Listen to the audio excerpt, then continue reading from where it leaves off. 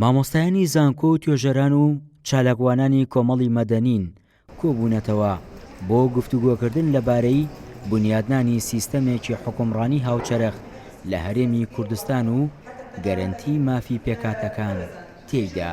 دوو پانێڵی پێشکەشەکرێ، پانێڵیان لەسەر سیستەمی حکومڕانیە، پانێڵگەتریان لەسەر مافی پێکاتەکانە بە دایرەکراوی کاکەوی و یەزیدەکان.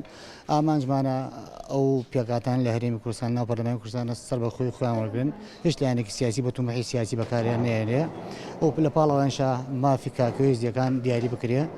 زیاتر لە ناو ڕۆکی بابەتەکانی ئەمڕۆیە ئەو گفتوگۆانە زیاتر شێکرێتەوە. مافی ئاین و پێکاتەکان لە هەرێمی کوردستان تا ئاستێک پارێزراوە. مامۆستایەکی زانکۆش ئاماژە بەوە دەکات خواستی کەمەنەتەوەیەکان لە دابینکردنی مافەکانیان زیاترە لەوەی ئێستا لە سیستەمی حکومڕانی هەرێمی کوردستان و عێراقدا هەیە. ئێمە وەکو کەمینەیەکی ئاینی سەرڕای ئەوەی کە یاساکانی هەرێمی کوردستان وەکو یاساکان بوونی هەیە کە کەمینەکان پارێزراو بن، مافیان هەبێ، ڕۆڵیان هەبێ، مافی سیاسی خۆیان پراکتیزە بکەن. بەڵام ئێمە وەکو ئاینی گیارسان یاخود کاکەی لە هەرێمی کوردستان هێشتان ئەو مافانەمان نییە بە هیچ شێوەیەک بەڕاستی.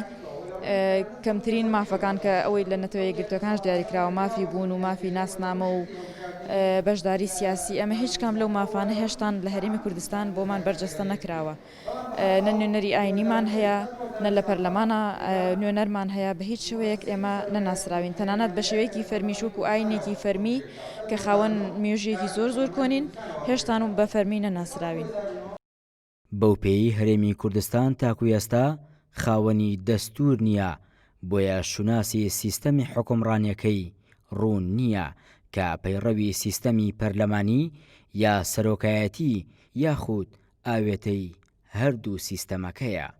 دەریا کامەران، گەلی کوردستان، سلێمانی.